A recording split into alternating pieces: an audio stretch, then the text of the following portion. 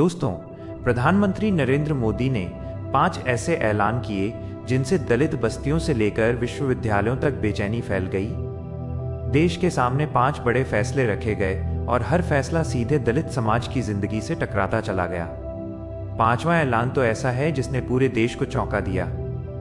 इस वीडियो को अंत तक देखिए, तभी समझ आएगा कि ये 5 फैसले मिलकर किस तरह दलितों की परेशानियां कई गुना बढ़ा सकते हैं।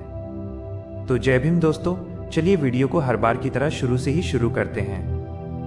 नरेंद्र मोदी ने अपने पहले ऐलान में कहा, देश की आर्थिक प्रतिस्पर्धा को तेज करने और मेरिट आधारित भारत के निर्माण के लिए सरकारी भर्तियों और उच्च शिक्षा में लागू आरक्षण व्यवस्था की व्यापक समीक्षा की जाएगी ताकि उसे समय की जरूरतों के अनुसार ढाला जा सके। यह वाक्य जैसे ही सामने आया, दिल्ली के कॉरिडोर से लेकर देश के दूर दराज गांवों तक एक अनकही बेचैनी फैल गई।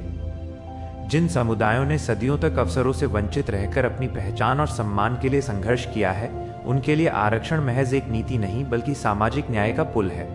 जब उस पुल को समीक्षा के नाम पर हिलाया जाता है तो नीचे खड़े लोगों के पांव डगमगाने लगते हैं। इस ऐलान की भाषा भले ही तकनीकी और प्रबंधकीय लग रही हो, पर इसके भीतर छिपी अर्थव्यवस्था और राजनीति ने दलित युवाओं को अचानक असुरक्षा के घेरे में ला खड़ा किया। ग्रामीण पृष्ठभूमि से निकलकर प्रतियोगी परीक्षाओं में जुटे छात्र ये समझते हैं कि जब सामाजिक पूंजी और नेटवर्क पहले से असमान हो, तब मेरिट की परिभाषा अक्सर उन्हीं के पक्ष में झुक जाती है जिनके पास कोचिंग, अंग्रेजी शिक्षा और पीढ़ियों की जमा पूंजी होती है। ऐसे में आरक्षण वो संतुलन है जो बराबरी की दौड़ संभव बनाता है। ऐलान के तुरंत बाद टीवी स्टूडियो में एफिशिएंसी बनाम इक्विटी की बहसें शुरू हो गईं, लेकिन जमीनी सच्चाई ये है कि दलित बस्तियों में चर्चा इस बात की थी कि क्या आने वाले वर्षों में उनके बच्चों के लिए कॉलेज का सपना और दूर हो जाएगा।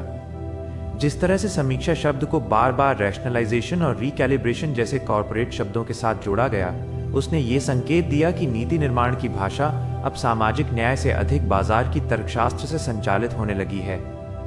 दलित आंदोलन की ऐतिहासिक स्मृति में 1990 के दशक की मंडल बहसें आज भी ताज़ा हैं, जब आरक्षण के सवाल ने देश को 2 ध्रुवों में बांट दिया था। उसी स्मृति ने इस नए ऐलान को भी एक संभावित टकराव की तरह पढ़ा। विश्वविद्यालयों के हॉस्टल में बैठकर छात्र संविधान के अनुच्छेद 15 और 16 की प्रतियां पलटते दिखे, क्योंकि उन्हें डर था कि समीक्षा कहीं कमी में न बदल जाए। ये ऐलान उस समय आया जब निजी क्षेत्र पहले से ही आरक्षण से बाहर है और सार्वजनिक क्षेत्र की नौकरियां लगातार घट रही हैं। ऐसे में बचे खुचे अवसरों पर भी यदि अनिश्चितता छा जाए तो सामाजिक गतिशीलता का पूरा ढांचा हिल जाता है। दलित युवाओं के लिए नौकरी केवल आय का साधन नहीं बल्कि सामाजिक सम्मान और सुरक्षा की गारंटी होती है।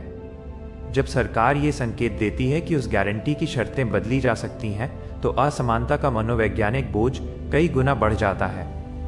आलोचकों ने यह भी कहा कि मेरिट की बात करते समय स्कूलों की असमान गुणवत्ता, पोषण, भाषा और डिजिटल पहुंच जैसी संरचनात्मक बाधाओं को नजरअंदाज करना एक तरह से ऐतिहासिक अन्याय को अदृश्य बनाना है।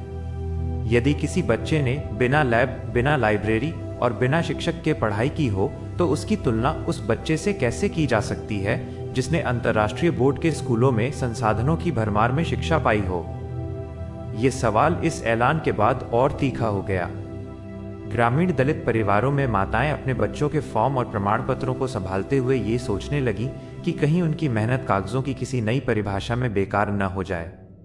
यह भय केवल भविष्य का नहीं था, ये अतीत से जुड़ा था, उस अतीत से जिसमें दलितों को योग्यता के नाम पर बार बार बाहर रखा गया था। सामाजिक वैज्ञानिकों ने चेताया कि नीतिगत अनिश्चितता का असर सबसे पहले उन पर पड़ता है जो पहले से हाशिए पर होते हैं। इसी बीच कुछ उद्योगपतियों और थिंक टैंकों ने इस ऐलान का स्वागत किया और कहा कि इससे ग्लोबल कॉम्पिटिटिवनेस बढ़ेगी, पर उन्होंने ये नहीं बताया कि वैश्विक प्रतिस्पर्धा के लिए देश के भीतर समान अवसरों का ढांचा कितना जरूरी है। राजनीतिक दृष्टि से भी ये ऐलान कई परतों में पढ़ा गया। एक ओर ये शहरी मध्य वर्ग को रिफॉर्म का संकेत देता था, वहीं दूसरी ओर दलित बहुजन मतदाताओं में ये शंका पैदा करता था कि उनकी ऐतिहासिक सुरक्षा को धीरे धीरे कम किया जा सकता है। चुनावी भाषणों में सबका साथ की गूंज के बीच समीक्षा का ये शब्द एक फांक बनकर उभरा जिसने भरोसे को छेदा।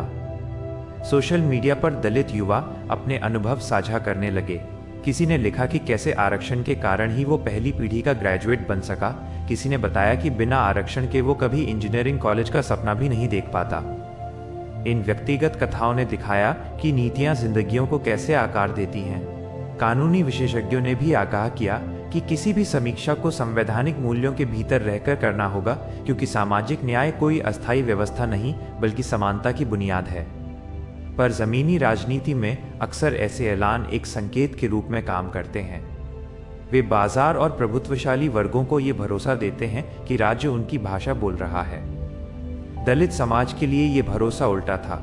उन्हें लग रहा था कि राज्य उनसे दूर जा रहा है। इस पहले ऐलान ने भारत को इसलिए चौंकाया क्योंकि वो उस संवैधानिक समझौते को चुनौती देता दिखा जिसके तहत विविधता और असमानता से भरे समाज में बराबरी की कोशिश की जाती है। दलितों की परेशानियां केवल आर्थिक नहीं होती, वे पहचान, सम्मान और सुरक्षा से जुड़ी होती हैं।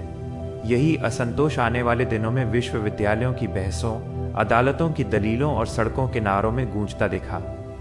नरेंद्र मोदी ने अपने दूसरे ऐलान में कहा कि देश की सामाजिक योजनाओं को टारगेटेड वेलफेयर के मॉडल पर ले जाया जाएगा ताकि सब्सिडी और सहायता केवल उन्हीं लोगों तक पहुंचे जो डिजिटल रूप से सत्यापित और डेटा के आधार पर पात्र पाए जाएं। इसी के तहत पारंपरिक राशन कार्ड, जाति प्रमाण पत्र और स्थानीय निकायों द्वारा दी जाने वाली सिफारिशों की भूमिका धीरे धीरे कम की जाएगी।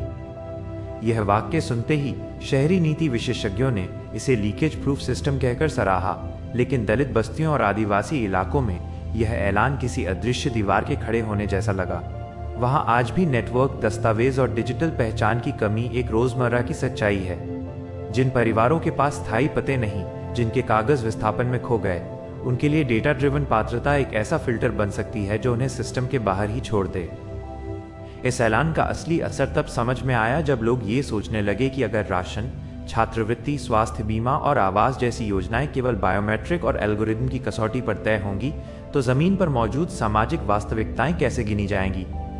दलित परिवारों में अक्सर महिलाएं और बुजुर्ग तकनीक से दूर रहते हैं। फिंगरप्रिंट घिस चुके मजदूरों की बायोमेट्रिक विफलता और नेटवर्क न होने से ओटीपी न पहुंचना बड़ी बाधाएं हैं। जब सरकार टारगेटिंग की बात करती है तो वो यह मानकर चलती है कि हर नागरिक समान रूप से सिस्टम में दर्ज है, जबकि सामाजिक हाशिए पर खड़े लोगों की जिंदगी कागजों और कोर्ट से अक्सर बाहर रहती है। दलित कार्यकर्ताओं ने इसे डिजिटल डिवाइड का विस्तार कहा, क्योंकि यह नीति उन असमानताओं को तकनीक की परत में ढक देती है जो पहले से मौजूद हैं। दलित छात्रों के लिए यह ऐलान छात्रवृत्तियों और हॉस्टल फीस की अनिश्चितता लेकर आया। जिन परिवारों की आय असंगठित क्षेत्र से आती है, उनके पास स्थायी आय प्रमाण पत्र नहीं होते।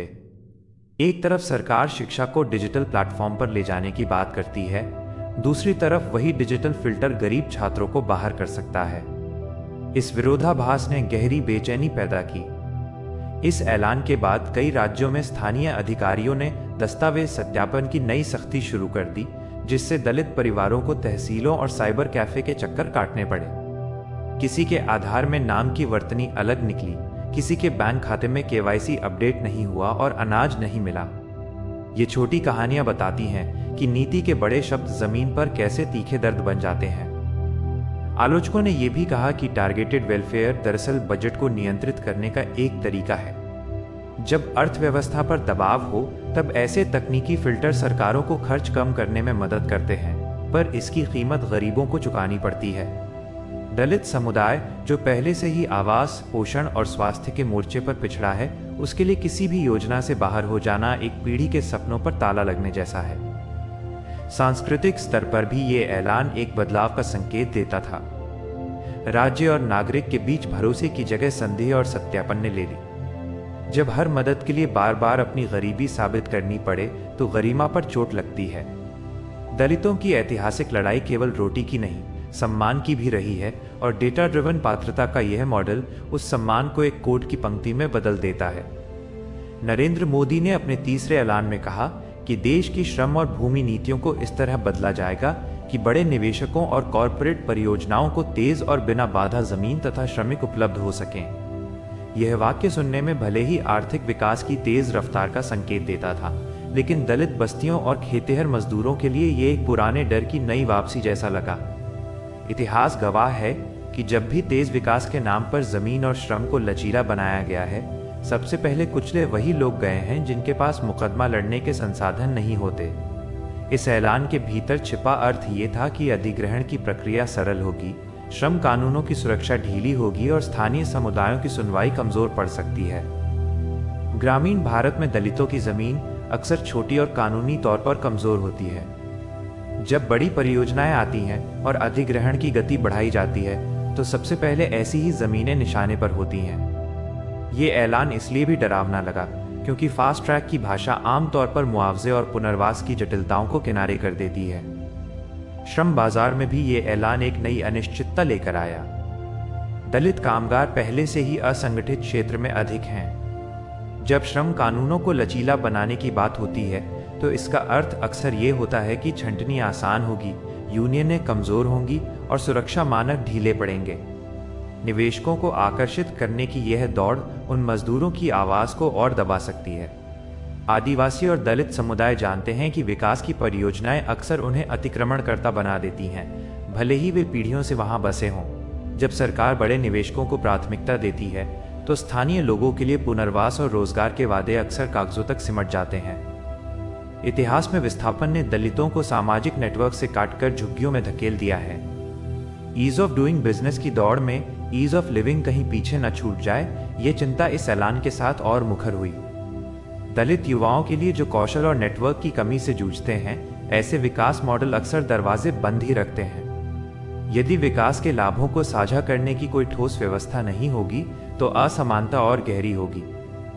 नरेंद्र मोदी ने अपने चौथे ऐलान में कहा कि देश की शिक्षा व्यवस्था को एकीकृत राष्ट्रीय मानक के तहत लाया जाएगा ताकि स्कूलों और विश्वविद्यालयों में एक समान पाठ्यक्रम, मूल्यांकन और प्रवेश प्रक्रिया लागू हो सके। इसके लिए राज्यों की स्वायत्तता तथा स्थानीय संदर्भों को सीमित किया जाएगा। पहली नजर में इसे गुणवत्ता की दिशा में बड़ा कदम बताया गया, लेकिन दलित और पिछड़े तबकों के लिए यह खतरे का संकेत है। उनकी शैक्षिक प्रगति अब तक स्थानीय जरूरतों और सामाजिक पृष्ठभूमि के अनुरूप बने विशेष प्रावधानों पर टिकी रही है। जब सब कुछ एक ही राष्ट्रीय सांचे में ढाला जाता है तो वो सांचा अक्सर प्रभुत्वशाली वर्गों की भाषा और संस्कृति से आकार लेता है। हाशिए के समुदाय उसमें फिट होने के लिए अपनी पहचान को पीछे छोड़ने पर मजबूर हो जाते हैं। एकीकृत राष्ट्रीय मानक का अर्थ यह भी हो सकता है कि प्रतियोगिता और कठिन हो जाएगी, क्योंकि संसाधन संपन्न शहरी स्कूलों में पढ़े छात्र उसी पैमाने पर मापे जाएंगे जिस पर ग्रामीण स्कूलों के विद्यार्थी। बिना बुनियादी समानता सुनिश्चित किए एकरूपता थोपना असमानता को वैध बना देता है और यही डर दलित समाज में फैल गया। दलित इतिहास और बहुजन आंदोलन की कथाएं अक्सर राज्य बोर्डों में जगह पाती रही हैं। यदि शिक्षा का ढांचा पूरी तरह केंद्रीकृत हो जाए तो हाशिए के समुदायों की आवाज और अनुभव और भी दूर चले जाने का खतरा है। शिक्षा केवल रोजगार की तैयारी नहीं, बल्कि आत्मसम्मान और पहचान का निर्माण भी करती है। ग्रामीण शिक्षा व्यवस्था पर इसका असर और भी गहरा हो सकता है। एकीकृत मानक अक्सर उन स्कूलों को दंडित करते हैं जिनके पास संसाधन कम है। दलित बहुल इलाकों के सरकारी स्कूल पहले से ही शिक्षक और डिजिटल साधनों की कमी से जूझते हैं। जब उन पर वही अपेक्षाएं थोप दी जाएंगी जो निजी स्कूलों पर लागू होती हैं, तो विफलता का ठप्पा उन पर लगना तय है। यह केवल अकादमिक बहस नहीं, बल्कि सांस्कृतिक अस्तित्व का सवाल है। जब पाठ्यक्रम और मूल्यांकन एक केंद्रीय ढांचे से तय होते हैं तो ये तय करना आसान हो जाता है कि कौन सी कहानियां पढ़ाई जाएंगी और कौन सी नहीं। दलित चिंतकों और आंदोलनों की जगह यदि सिमटती है तो आने वाली पीढ़ियां अपने इतिहास से कट सकती हैं। नरेंद्र मोदी ने अपने 5वें ऐलान में कहा कि देश की सार्वजनिक व्यवस्था और आंतरिक सुरक्षा को मजबूत करने के लिए एक नया राष्ट्रीय सामाजिक अनुशासन ढांचा लागू किया जाएगा। इसके तहत प्रदर्शन, धरना, छात्र आंदोलनों और सामूहिक विरोध के लिए पहले से अनुमति लेना अनिवार्य होगा और बिना अनुमति जुटने वाले समूहों पर सख्त कार्रवाई की जाएगी। ये सुनते ही दलित मोहल्लों में एक अजीब सी खामोशी फैल गई। जिन समुदायों ने अपने अधिकारों के लिए हमेशा सड़कों और आंदोलनों का सहारा लिया है, उनके लिए ये ऐलान अपनी आवाज बचाने की लड़ाई बन गया। दलित आंदोलन की पूरी विरासत विरोध की संस्कृति पर टिकी रही है, चाहे वो मंदिर प्रवेश हो या बस्तियों में पानी के हक की लड़ाई। जब सरकार ये कहती है कि हर सभा के लिए अनुमति चाहिए, तो वो असल में लोकतांत्रिक ऊर्जा को प्रशासनिक फाइल में बंद करना चाहती है। दलित युवाओं के लिए ये ऐलान एक नई बेड़ियों जैसा लगा। शक्ति संतुलन और भी अधिक राज्य के पक्ष में झुक जाता है। संसाधन संपन्न लोग अनुमति हासिल कर सकते हैं, लेकिन गरीबों के लिए ये प्रक्रिया एक बाधा बन जाती है। यदि किसी दलित बस्ती में अचानक अन्याय हो तो वहां के लोग तुरंत सड़क पर उतरकर आवाज उठाते हैं। नए ढांचे में उन्हें पहले आवेदन करना होगा और इंतजार करना होगा। तब तक उनका संकट और गहरा हो सकता है। दलितों के लिए असहमति केवल विचारों का आदान प्रदान नहीं, बल्कि अस्तित्व की रक्षा का तरीका है। मानवाधिकार कार्यकर्ताओं ने चेताया कि ऐसा ढांचा अंततः शांतिपूर्ण विरोध को भी अपराध की श्रेणी में ला सकता है। इसका असर सबसे पहले उन्हीं पर पड़ेगा जो पहले से निगरानी और शक के घेरे में रहते हैं। विश्वविद्यालयों में दलित छात्र संगठन वर्षों से छात्रवृत्ति और भेदभाव के खिलाफ प्रदर्शन करते आए हैं। अब उनकी गतिविधियां ठप पड़ सकती हैं। दलित मोहल्लों में लोग पहले से ही प्रशासन के साथ असमान रिश्ते का अनुभव करते हैं। जब कानून और सख्त हो जाए तो लोग बोलने से पहले 10 बार सोचेंगे और चुप्पी सामान्य बन जाएगी। लेकिन चुप्पी न्याय नहीं लाती, वो केवल दर्द को भीतर जमा करती है। इस ऐलान ने लोकतांत्रिक अभिव्यक्ति की सीमाओं को पुनः परिभाषित करने का संकेत दिया है। दोस्तों, आपको हमारी ये वीडियो कैसी लगी हमें कमेंट करके जरूर बताएं। हमें आपके विचारों का इंतजार रहेगा। वीडियो पसंद आई हो तो वीडियो को लाइक, शेयर और हमारे चैनल को सब्सक्राइब कर सकते हैं। वीडियो को यहाँ तक देखने के लिए आपका बहुत बहुत आभार।